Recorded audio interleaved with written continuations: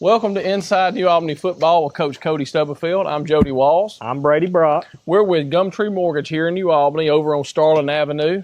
We specialize in home financing needs, whether it's a purchase, a refinance, or new construction. And we're super passionate about trying to help you find the home of your dreams, help you get it financed, just like this one right here. Go Dogs. Go Dogs.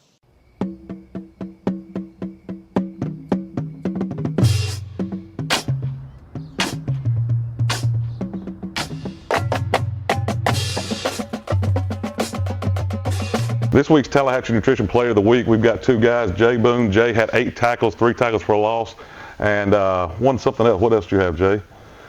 Pass breakup. A pass breakup, okay. And then Cam Ray had a big night again. Cam had 8 receptions, 107 yards, 2 touchdowns. Cam also broke the Max Preps Air New Albany single season receiving record. So appreciate these guys. Cam, that's a huge accomplishment. Proud of you, and thank Tallahatchie Nutrition.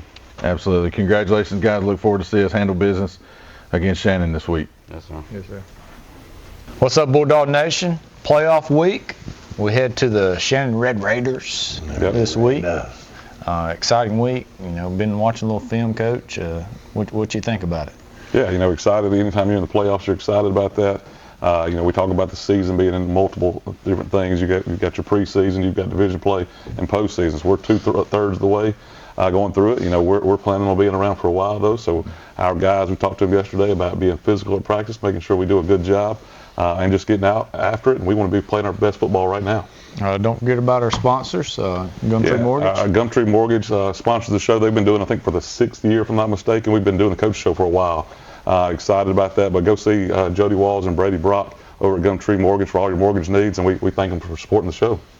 You ready to take us off? Yes, sir. Coming off a tough loss to Corinth this week, 26-24. 2 really good football teams there Friday night. I think Corinth is a really good football team. You know, we talk about the coaches show. We've got a lot of fans of the coaches show. You know, we've been doing it for a while. You know, I think we've been on some hype videos earlier. I mean, walking through the line at the end of the game, I had a baseball coach tell me he appreciated the show. So excited there. You know, I'm glad everybody's a fan of the show. But, you know, Corinth's a good football team. I thought we played well. I thought we missed some opportunities, but was really proud of our guys and the way they played. Basically, on total offense, the Bulldogs had about 100 yards more on total offense than Corinth did. We had 419 yards to their 313. Yeah, I thought it was a really good night for our defense. Defense played really well. At times limited what that Corinth was able to do. Late in the game, they had those last 2 possessions that we didn't get a stop, and that's what we'd like to have back defensively. But, you know, when you got guys like number 1 and number 3, those are some really talented guys. Number 7, to corral them the way we did early in the game, was really proud of that effort. Just wish we could have done it a couple more drives. Did a great job early down, getting penetration. I think our defense has been playing better and better every week. You know, and like I said, right now going into the playoffs is when you want to be playing your best football. So that's our hope, and that's where we want to be. Right before halftime, missed an opportunity there to put some points on the board. We knew we were getting the ball coming out in the second half, but got down to about the 20-yard line, and a couple of penalties and a sack later. Give us an opportunity to kick a 52-yarder, but well, you know, you don't want to be out there kicking 52 yards. As good as Grayson is, that's not ideal. You know, I think there were several different instances. That's certainly one of them. We did a good job managing the game right there, getting down into it. We're going to get the ball after halftime, so we had a 2-possession swing, what we wanted to do. You want to leave that possession with a chance to get points on the board and not give the defense anything. So, unfortunately, you can't have 3 penalties. You can't take a sack. So, we did not end that half like we wanted to. You got to come away with points, and we failed to do so. That was one of the big things that we'd like to take back, and we need to do better next time. Yeah. Third quarter, we gave up a safety as well. Got a punt, him to seeing about the 1 or 2 yard line, and unable to get that sucker out of there. Well, I think, like you said, we had the failed possession before halftime. I think the next thing that was really stood out in me was not catching that punt, getting pinned back deep, and then not being able to get it out of the end zone. You know, you got 2 mindsets there. One, you're going to take a quick shot, you know, a vertical pass, something out of it, or 2, you're going to try to get some space to run your offense. So that's what we did. The first possession, or the first snap there, we actually bumbled the snap. Brady falls on it just out of the end zone. Then snap 2, we're trying to run a wedge play. We're just trying to get a couple yards to kind of give us some space. And we had some penetration, didn't get out of the end zone. So, again, not the way you want to do that. We talked about it week before, that kicker for Corinth. I mean, he was talented. He can run. You know, knew he could kick. Knew he was pretty fast. It was impressive to see him actually run Not very often you have a kid kicking off and doing the kickoff returning for you. So we kicked it off to him a couple of times. He had some good returns, so he can move for sure. Yeah, he has some good speed. I was impressed with him as well.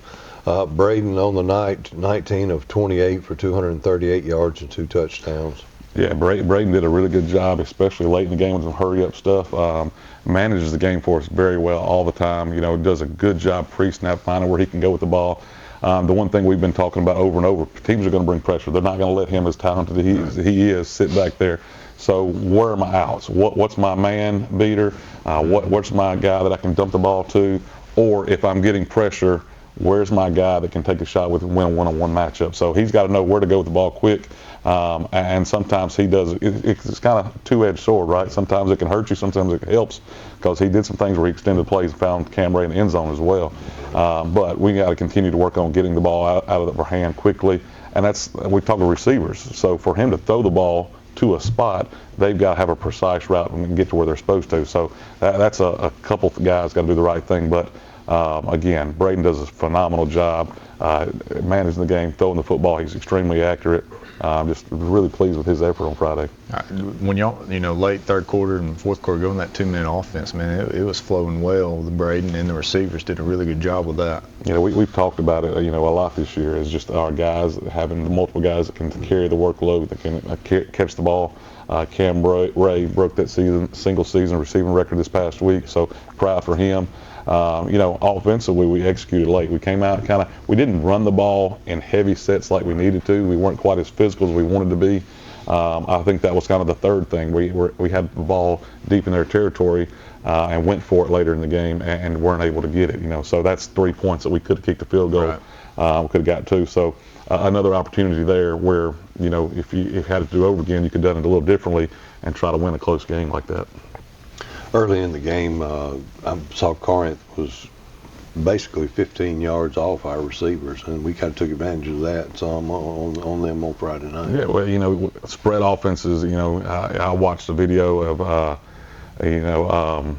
Mississippi State's coach, Kentucky. No, before that passed away. Mike Leach. Yeah. Watched a video of Leach, and he got on the board and he showed the defense, and it had 5 in the box. Well, when they have 5 in the box, what do we got to do? You got to run the football. Yeah. When they add a 6th guy and they play off, you got to take advantage of that space. So we're going to do, like he says in that video, we're going to do where we have the advantage. We're going to play where we have the advantage, whether it's in the box or if they back off underneath stuff. If they get tight coverage, we're going to take a shot one-on-ones. That's what a spread offense does. And so thus far, we've done a good job of it. We talked a little bit last week about Kylan getting close to 1,000 yards. He did go over 1,000 yards this past week. He had 25 carries for 174 yards, put him at 137 carries for 1,116 yards on the season. And he passed Keelan Simpson from back in 2023. Keelan had 156 carries for 1,091 yards. Yeah, anytime you're over 1,000 yards in a football season, it's a phenomenal thing. Kylan's been a really good running back for us all year. Was a little bit more of a workhorse for us Friday night. You said 25 carries there, 175 yards. A really successful, good night for him. Runs the ball bigger than he is. He's probably a 155-pound kid, but he's got a quick burst. He's got excellent balance, and he runs the ball really, really hard. So Kylan's done a good job for us. I'm proud of him. That's a testament to our offensive line and what they can do. When they started focusing, on that pass game, and they had 5 in the box, we were able to hit it for some big runs right there, and he had a good night. Got a new receiving leader. I know we talked about Cam being close to Taylor's old record here at New Albany. He had 8 catches for 107 yards, 2 touchdowns, puts him at 869 yards, 13 touchdowns on the season. Cam's done a good job for us. He understands the offense from being a quarterback, but also getting to play receiver. He's just a tremendous athletic kid that can do special things with the ball. And it takes an offensive line protecting it. It takes a quarterback getting the ball. But Cam Ray and one-on-one or in space, we like our matchup right there. And he's a guy that's got to touch the football for us. He's a phenomenal player. Back when Taylor was playing, they also had Kareem Brown as part of that as well. So Kareem was right behind Taylor on the yardage, as well as Isaiah Simpson is on Cam. He's had 4 catches for 78 yards than 604 yards on the season. So. Yeah, I think both those situations with Taylor and with our kid, you know, you've got to have the talent right there. So they're two talented receivers. They've also got to have an offensive line that can protect. We've got Tucker, we've got Sam, we've got Isaac Anderson. Taylor and those guys had Colin, Caden, Wade. They had some really good offensive linemen at the time too. And they also had good quarterbacks, right? We've got Braden, and then Taylor had Tyler Basil, you know. So it's more than just one guy doing that, you know. Certainly those guys did a phenomenal job, but excited for Cam, like I said, done a really good job, scored some big touchdowns this year for us, you know, and you know, if there were two of them, he'd get to do it again next year. Like I said, you know, unfortunately, or fortunate or unfortunately, you know, he's probably not going to play receiver next year because he'll be our guy behind the center. Oh yeah. Made a few changes on the defensive line, kind of start the game out this past week. Had Sam Morton and Emmanuel Tucker in. They managed to hold the Corinth under their rushing average for the year. Well, I think, you know, we played really well defensively. Two things stick out from a defensive standpoint. One possession in a close game, you know, you can nitpick and you can talk about a few things. One, they got past the 50-yard line, but we had a personal foul or two personal fouls that gave them 30 yards. The defense was able to hold them, but then they kicked a field goal. So that's 3 points right there in a 2-point game that, you know, we'd like to have back as well. But our defense is playing well. They played, I think, 3.5 quarters really, really solid football. Limited number one. Again, I can't stress how talented that young man is. Coach Dye, those guys over there do a tremendous job of not only training them but nutrition. I mean, he's a 205-pound, fast, really talented young man, and a lot of them were. You know, Seven was a very fit, fast kid, number 3. So Coach Dye's done a good job. And he's got some talent over there. Snaps. I mean, both sides of the ball. That's very true. They had a lot of guys going both ways. But that being said, our defense played really well. Would like to have those last 2 possessions back to where we got to stop. The last one, when they made a good run, I think we missed 6 tackles on that last run that sprung it. So, you know, but that's uncharacteristic. That, you know, the defense didn't do that all night. You got to give Corinth some credit right there for just making a play. But we're really proud of our defensive effort. Corinth attempted 2 passes on the night. They got one kind of on a crucial 3rd down play or 4th down. I can't remember if it was 3rd or 4th down. Well, you know, it's hard to stay in coverage when they're running the ball the way they are, right? Which is why it is. But we worked a waggle pass all week. You know, where they're faking it and booting out the back door. You know, we had a safety that didn't stay on that tight end right there. You know, and ended up getting the play. Didn't score on it, but got them down to the 2 or 3 yard line, and then they were able to punch it in. But yeah, you know, it's a different style of football for sure. You talked about new people being on defense. Well, we knew Corinth was going to be physical. We wanted to match that physicality. We had to bring some big guys in. You saw Tucker in there. You saw Sam Morton, and really proud of their effort. Sam got after it up front. Gave the center a tough night when he was in the game. So you're going to see that more and more, depending on who we're going to play. Some of those guys getting in there. Like you said, Corinth had a lot of guys going both ways. When it goes down the stretch and you're trying to play your best football, you'll see some of ours guys doing the same thing. And it might have been you scheduling, knowing it's kind of the games you need to be ready for, but a lot of emergence of the wing T coming back a little bit, you know. Well, you know, you've been in here with us in meetings when we've talked to Coach Murphy. You know, it stacked up where you saw some North Pontotoc, then you saw Tisch, and then you saw Corinth. Well, Tisch and Corinth, there's some similarities there in what they do. We also played Caledonia and Pontotoc. We had some of those things in there. So it's definitely more of it coming back. You know, anytime you're able to create gaps and angles on offense, it's usually a good thing. And so, you know, I think if you've got a talented quarterback like Braden, you're going to utilize him best in spread.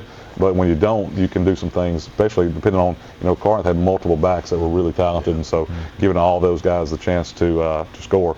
You know, they ran lead over and over and over, or buck over and over and over, and then they run cross buck and they slip number 3 back underneath it, and you know, just got a safety there, but just it wasn't able to make the play. And again, not only do they have it set up to run the play effectively, they've got a talented guy, number 3, that was able to do it. So, you know, just a talented team. Like I said, we played really, really well, I felt like. Just a few mistakes we need to clean up, and that can cost you the game in a close game like it was Friday. Parker Hicks leading the team with tackles, had 68 on the year. He had 6 against Corinth and 3 tackles for loss.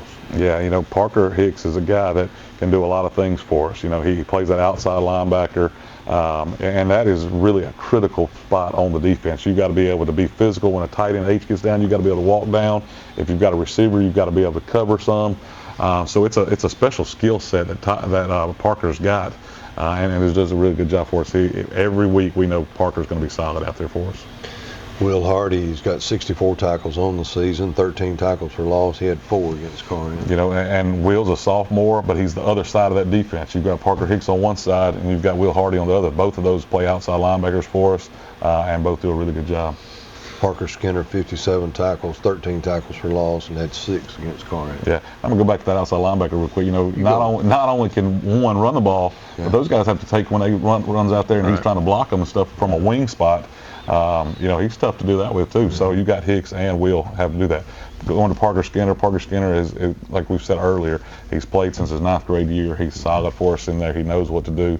There was one point in the game, I think it was a 3rd down, where he shot through, made a big tackle for loss. It was a huge play. So Parker is critical for our defense and does a really good job for us as well. Tyler Evans, 56 tackles, 8 tackles for loss on the season. And Tyler's one of those that we probably like for him to have a few less tackles, right? Because he's playing safety or corner. But Tyler is a young man that's worked his tail off, has been a factor all year, and you know he's excited about him being a junior and having another season after this year. Jay Boone's coming along here at the end of the season as well. He has 46 tackles, had 8 tackles and a tackle for loss against Corinth. Jay was one of our players of the week this past week. Jay plays the game like you're supposed to play it. Got a little more dog in him sometimes. He played mean. Just gets after it. Made some exceptional tackles. You could see it out there. We've talked about number 1 and how talented he is, and Jay made some really good tackles on the edge with him. Right. Jay is playing some really good football. Has played corner, has played safety. You know, depending on what personnel package we're in, but Jay's always going to be on the field for our defense. Nesbitt also has 43 tackles. He had 5 against Corinth, and Jalen Foster had 43 tackles on the year and 4 against Corinth. Yeah, Jalen's one of our seniors playing corner for us, and then Jaden Foster is a guy that's critical. Sometimes we ask him to play interior, sometimes he plays that edge. But you know, a 195, 200-pound, 6'3" athlete that can really go when he wants to. So he's just, you know, like we've said before, the sky's the limit for Jaden Foster. He's a really good football player. He did a good job. You know, the tackles wasn't there, but he had a lot of double teams that he took up, which, you know, good for your defense. Opened up the linebackers last week. Well, and in playing those defenses, there are some keys that you got to look for, and some of those keys can put you in a bad spot. But everybody has to do their job. You know, you can't get too stressed in a defensive end trying to do the nose's job, or a linebacking up and trying to do a linebacker's job. You've got to have linebackers fitting where they're supposed to. You got to have DBs with their eyes where they're supposed to be. You know, when that wing goes in motion, there are keys that every one of those guys, it changes all of a sudden. They know it's an indicator, and they have to pick up on what they're supposed to do. But Jaden did that well, and is a good player for us. All of our defense, like I said, I think Coach Murphy, those defensive coaches, they knew the talent that Corinth had. They put a great plan in place, and our kids executed. Like I said, the only thing we'd like to take back is those last 2 series. You know, they did a tremendous job. Corinth moving the football late.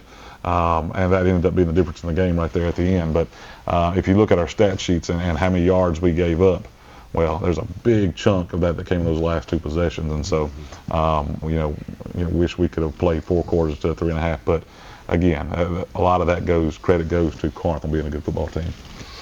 Got the Shannon Red Raiders this week. They're coming in 7-3, 3-1 in the division. So they're the 2nd place team in the division. I think Etowamba's the leading team there. They're coming off a win over Morville. Well, like Corinth being a really good football team, well coached. Shannon's another really good football team that's well coached. Ken Tops is the head coach there, does a good job. Going to be different than Corinth. You know, Corinth ran the ball a lot. You said throw the ball twice.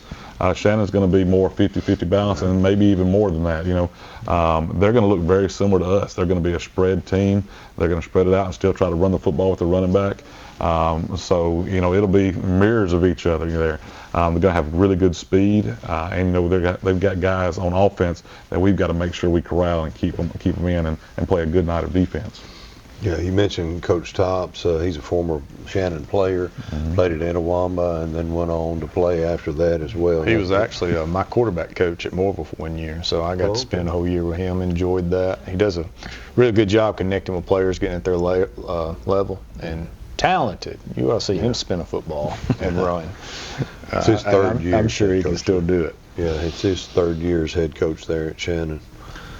Yeah, like you said, played at ICC. He was there a little bit before me, but I'm very familiar with his record and what he did on the football field as a player. Coached at Nettleton, now he's at Shannon, but a good guy that does a good job. His programs are always going to be coached well. They're always going to try to. He's a spread guy. They're going to try to spread the ball out and throw it, like you're saying. But a team that's going to be well coached, and Coach Tops does a good job over there. Used to normally played Shannon a lot more than we do have in the past or in the recent times. We played 22 times. Shannon leads 15 wins to 7 losses. Last time we played was in the first round of the playoffs in 2019, and the Dogs won that game 54-32. Yeah, C.J. Hill had a big night that night. I think he had 5 or 6 touchdowns. He had a bunch of them. But a playoff game here on our field. It's a little bit different. We're going to Shannon this week. That's going to be a tough place to play. But as players, we got to block that out. Players, coaches, you got to go. You got to prepare and practice. You got to know what we're good at, know what we need to struggle, whatever we got to work on, and then go with blinders on and just play every play like it's your last. Take it one play at a time, 1 week at a time. We're in the postseason. A talented team, like we've said, a physical team, a fast team. But the Bulldogs are pretty dang good too. Right. We've got some talented young guys, and we're excited about them going out there. An opportunity like that, a playoff game, it's going to be a fun night. They've had 3 losses on the season. They lost early in the season to Louisville, 29-18. Lost to Knoxville County, 28-6, and lost to Itawamba, 25-18. Well, they're, I think like us, they don't play a cupcake schedule. Right. It's tough week in and week out for them. You mentioned Louisville and Knoxville on there, 2 fast teams, 2 pre-annual powerhouses in 3A and 4A respectively. And then Itawamba, we played them early in the year. It was a solid football team with Coach Hoots over there, and it was a close, hard-fought game. You watch it on film. Either team could have won that football game, and Itawamba was able to come out on top, which allowed us to go play with Shannon. So, they're going to be a good team. There's no doubt about that. Their wins this season coming over Olive Branch, Okolona, Saltillo, Pontotoc, Houston, Amory, and Moorville. They've got 21 seniors on the roster, so that usually tells you they're pretty good. Yeah, you got that many seniors. I know just in evaluating their defense, 9 of those guys are seniors on one side of the ball. So, a talented group, but also an experienced group. So I know they had big plans for this season, and have had a good season thus far. We're hoping to end that for them and send those seniors home. But, like I said, we've got to play well to do that. Some of their players to watch. Now, I got this all wrong last week because I didn't know Corinth was playing number 6 at quarterback. But anyway, we're going to give it. Well, nobody else did either until that happened. I was going to say, I'm not sure what happened there, but anyway. Number 12 is a junior, Clifton, I believe is his last name. I show him 77 passes completed of 154 attempts for 1,303 yards, 13 touchdowns, 6 interceptions. He's a 6'2", 187-pound kid. Yeah, and he's the one that manages the game for him. He's a guy that can distribute the ball all over the field. If you're in spread and you can't get it to those outside receivers, well, there's really no reason to be in spread. But he does a good job throwing the football, executing the offense. When they have brought another kid in, and he's a little bit better runner. 17. 17, that's him. So he's going to run the ball a little bit more effectively than 12 will. But I think 12 is the guy. He's that guy that's played it majority of the time, and he's the one that we should see Friday night. Running back number 22, Hooks, 135 carries for 935 yards, 16 touchdowns, 5 games over 100 yards, and he's a 5'11", 205 kid, basically about the same size as the kid from Corinth. Yeah, like I said, 205-pound running back. You've got to wrap up well, bring something with you to make that tackle. But has a really good burst off the ball. Does a good job. Just like us, when they spread that ball out, if your box is too light, they're going to try to expose it, try to do that. Our box has got to do a really good job, whether it's Jaden Foster, Tucker, Blister, Cheese, and then those linebackers in Parker Skinner and Landon Evans. They've got to do a really good job containing those guys and limiting the rushing yards. Have another guy that's a junior, number 20, Deans. I show him with 79 carries for 747 yards and 9 touchdowns. Couple of 100 yards rushing games as well. He's 5'7", 180. Yeah, again, another good-sized kid right there at 180 pounds. Another guy that's got a good burst. There's two talented running backs right there. The yardage speaks for itself. You know, over 900 and over 700 yards.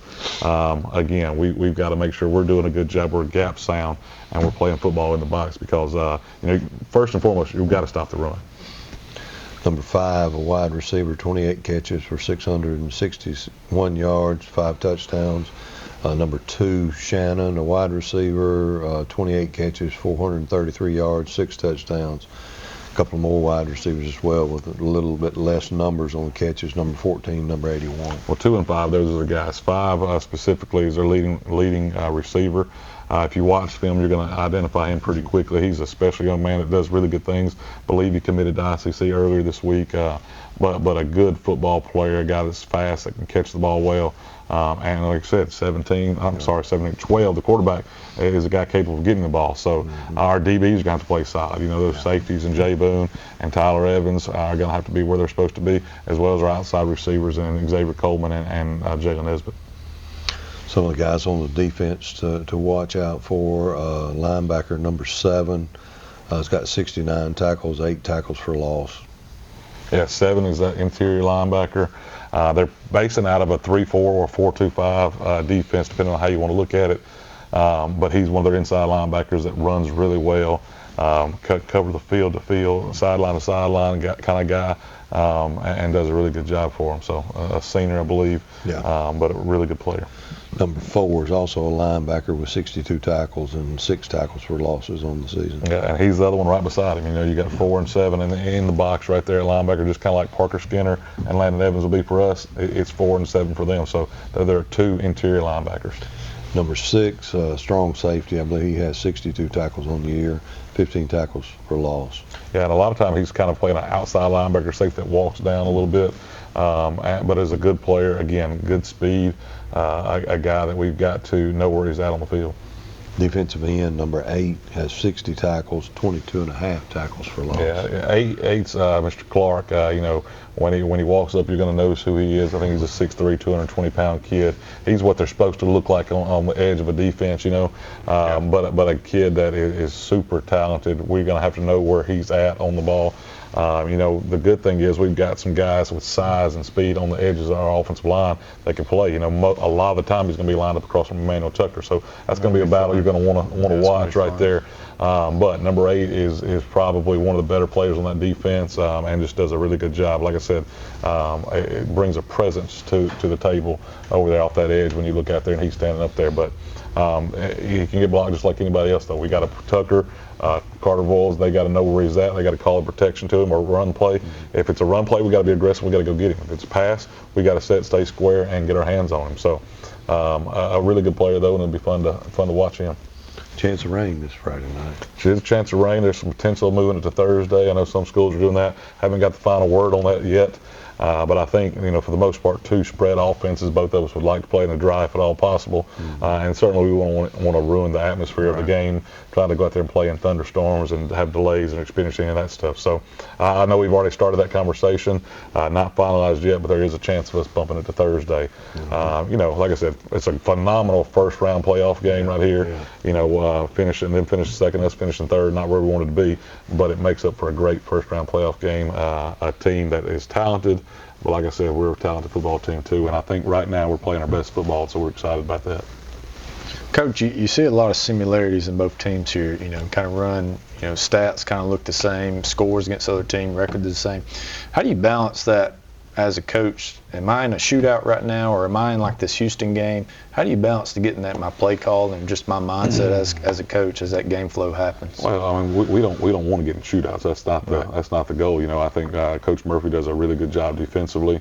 Those other guys that help him out, Coach Nugent, Coach Hendricks, Coach Summers, they're going to have a plan in place, and we're going to go out there and the defense is going to execute so where we don't get in a shootout.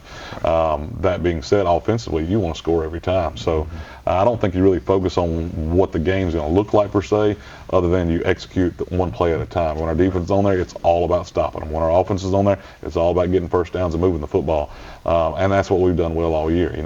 So Braden's going to be back there. We're going to try to put him in the right position to be successful, whether that's run the football or distribute it to those receivers, whether it's moving the pocket or staying in the pocket. A lot of different things. We try to be multiple enough on offense that we can be good and find that little niche that's going to start working that night. Sometimes we go into games, we've been in games this year, we've worked this defense all week, and you got out there and somebody did something totally different. And so you're trying to adjust, trying to figure out what's in your bag of stuff to do to give yourself an advantage. So, like I said, I don't look at it as how the game's going to play out per se. We want to take it one play at a time and just try to be our best at that play. Well, David, Good luck Friday night. Absolutely. Coach, We're good excited luck. about it. Yeah, the big thing is, we're at Shannon, whether it's Friday or Thursday night. We want everybody out there. We want that away side packed with New Albany folks. They've done a tremendous job supporting us. We're undefeated on Kitchens Field this year. We need that same intensity, same crowd to be at Shannon this week. So I want to tell all of our community, we do this show so that you guys can have an inside track to what's going on in football. We also desperately want you guys to show up to our playoff games to support our guys and be there and be loud. and I think they're going to show up.